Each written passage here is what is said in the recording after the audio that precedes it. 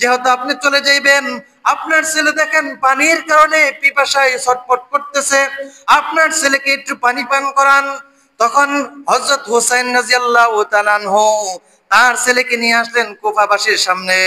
কুফাবাসীকে বলতেছে, হে কুফাবাসী, তোমরা তো আমাদের সকলকে শহীদ করে দিলে, আমি তো হযরত দু জাহানের সরওয়ারের নাতি হযরত হুসাইন, তোমরা তো আমাকেও পরোয়া করতেছ না, কিন্তু আমার নিষ্পাপ শিশু বাচ্চাটা পানির পিপাসায় কাতর হয়ে আছে, তোমরা সেই বাচ্চাটাকে কিছু পানি পান করার সুযোগ দাও। বিরোধী দলের পক্ষ থেকে একটি তীর নিক্ষেপ করলো। হুসাইন রাদিয়াল্লাহু তাআলা আনহু ছেলের বক্ষবিদ দিয়ে প্রবেশ করলো, সঙ্গে সঙ্গে হুসাইন রাদিয়াল্লাহু তাআলা আনহু সে শহীদ হয়ে গেলেন।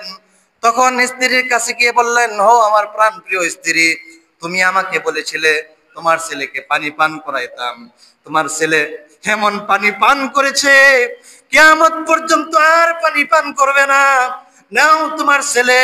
এই বলে হুসাইন রাদিয়াল্লাহু তাআলা আনহু ছেলেকে তার স্ত্রীর কাছে দিয়ে গেলেন। কিন্তু যখন হুসাইন রাদিয়াল্লাহু তাআলা আনহু আসলেন, তিনি যুদ্ধ করতে লাগলেন। তার দলবল বলতেছে, হে হুসাইন, আল্লাহর নাতি, তুমি তাঁবুর মধ্যেই থেকে যাও, আমরা যুদ্ধ করব, আমরা শহীদ হব, আপনি থেকে যান। হুসাইন রাদিয়াল্লাহু তাআলা বলতেছেন, তা কখনো হতে পারে না, তোমরা শহীদ হয়ে যাবা, আমি হলাম তোমাদের সেনাপতি, আমিও যুদ্ধ করব, আমিও শহীদ হব। এইরকম তুমুল যুদ্ধ শুরু হইতে লাগলো। সকাল থেকে নিয়ে জোহর পর্যন্ত যুদ্ধ হইল। যুদ্ধ হইতে হইতে এক পর্যায়ে হুসাইন রাদিয়াল্লাহু তাআলা আনহু ছাড়া আর কেউ বাকি নেই, একমাত্র হুসাইন রাদিয়াল্লাহু তাআলা আনহুই বাকি আছে। এদিকে চতুর্দিকে বিরোধী দলের সেনাপতিরা হুসাইন রাদিয়াল্লাহু তাআলা আনহুকে ঘেরাও করে ফেললো এবং তারা আনন্দে মাতোয়ারা হয়ে গেল।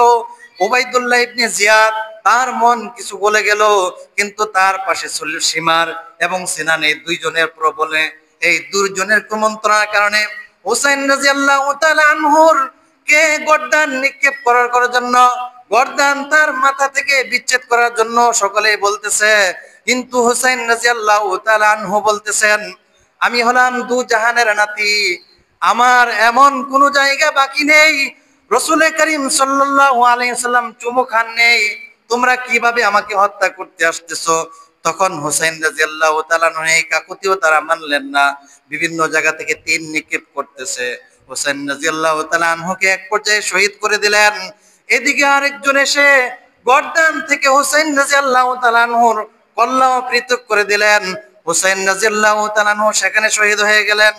তখন হুসাইন রাদিয়াল্লাহু তাআলা আনহু সেই গর্দান নিয়ে যখন ইয়াজিদের কাছে যাওয়া হলো, ইয়াজিদের কাছে ছিল আল্লাহর নবীর একজন বিশিষ্ট সাহাবী যায়েদ। আরেক বর্ণনায় আরেক সাহাবীর নাম আসে। সেই সাহাবী যখন দেখলো তারা সেই কল্লা নিয়ে বিভিন্ন তিরস্কার করতে লাগলো।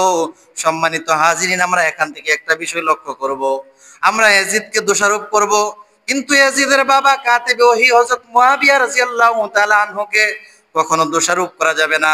উনি হলেন আল্লাহর নবীর বিশিষ্ট সাহাবী কাতিবে ওহী মুয়াবিয়ার ছেলে ছিল ইয়াজিদ।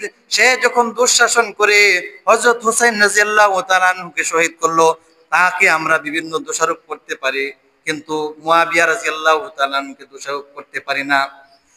ভালো মানুষের ঘরে খারাপ সন্তান হয় কি হয় না? অবশ্যই হয়। আমরা যদি মনে করি এত বড় সাহাবী ছিলেন মুয়াবিয়া, তাহলে তার ছেলে এমন কেন হলো?